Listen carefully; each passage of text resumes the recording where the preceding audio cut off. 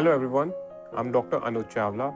I'm a foot and ankle specialist at CK Birla Hospital, Gurgaon and Delhi. आज हम बात करने वाले हैं एक कंडीशन की जो मैं काफ़ी कॉमनली क्लिनिक पे देखता हूँ, वो है flat foot and that too in adults.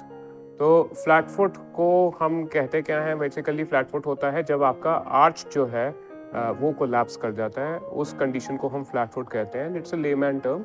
अगर हम वैसे देखें तो सिर्फ आर्च कोलैप्स ही नहीं है flat foot, it's a 3 dimensional deformity.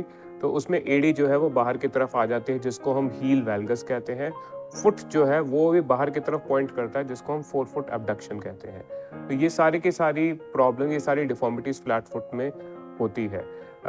Causes की अगर हम बात करें तो मोस्ट कॉमन कॉज जो है फ्लैट फुट इन एडल्ट्स का एक है persistent of flat foot from the childhood.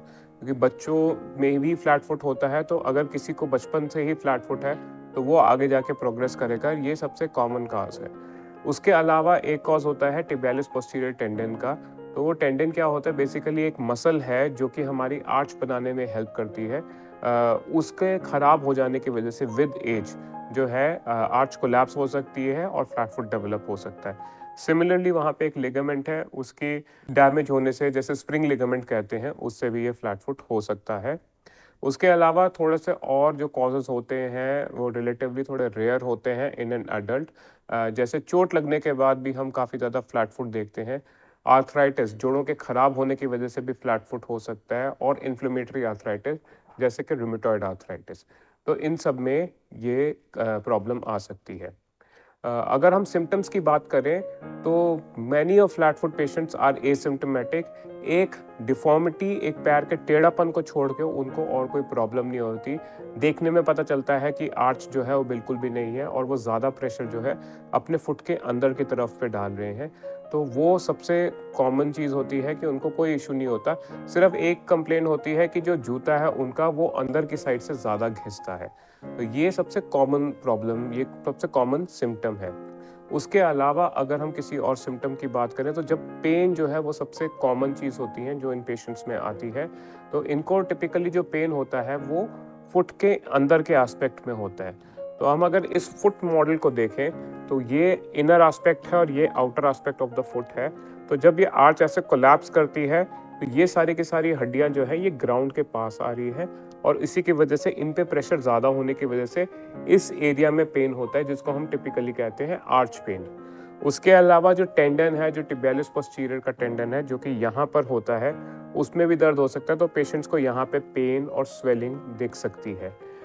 As the deformity progresses and it worsens, तो जो एडी जब बाहर की तरफ हो जाती है तो आउटर साइड पे भी पेन आ सकता है। उसके अलावा आर्थराइटिस की वजह से पेन हो सकता है।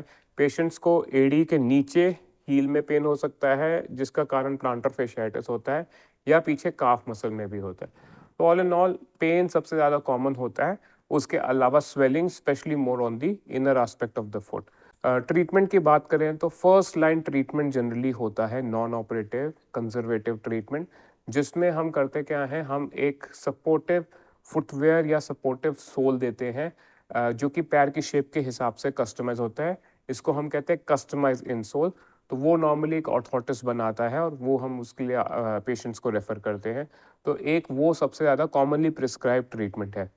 उसके अलावा एक्सरसाइजेस का भी एक काफ़ी अच्छा रोल है, जिसमें कि काफ की मसल्स को हम स्ट्रेच करते हैं और इंट्रिंसिक फुट की मसल्स को स्ट्रेंथन करने की कोशिश करते हैं, ताकि प्रेशर जो है टिबियालिस पोस्टीरियर टेंडन पे, जो कि जनरली डैमेज होता है, उस पे ना आए। ये सब करने के अलावा दवाइयों का भी थोड़ा बहुत रोल होता है। तो हम थोड़ा सा इनके लिए, पेन जब होता है, इन्फ्लेमेशन होता है, उस समय हम दवाई दे देते हैं। Vitamin D, calcium supplementation, collagen supplementation वगैरह वगैरह, ये सब कुछ हम मेडिसिन में प्रिस्क्राइब करते हैं। Last thing, if suppose non operative treatment काफ़ी ज़्यादा ट्राई कर लिया है और ये ठीक नहीं होता, तो हम सर्जरी करते हैं। सर्जरी में जो केसेस जिसमें आर्थराइटिस नहीं है और डिफॉर्मिटी बहुत ज़्यादा नहीं है, उसमें जनरली हम हड्डी को काट के उसको अलाइन करते हैं, जिसको हम कहते हैं कैल्केनियल ऑस्टियोटमी। साथ ही साथ टेंडन का ट्रांसफ़र करते हैं कि हम पैर के ही उंगलियों का एक मसल ले लेते हैं और वो लगा देते हैं जो डैमेज टेंडन है उस जगह पे। ज़्यादा सीवियर केसेस में जब डिफॉर्मिटी ज़्यादा ख़राब है या फिर आर्थराइटिस हो चुका है, उस केसेस में हमारे को इन पेशेंट्स में कभी-कभी फ्यूजन सर्जरी भी करनी पड़ती है। तो अगर आप के किसी भी जान-पहचान वाले को फ्लैट फुट है, तो आप उनके साथ ये वीडियो ज़रूर शेयर करें। Thank you very much.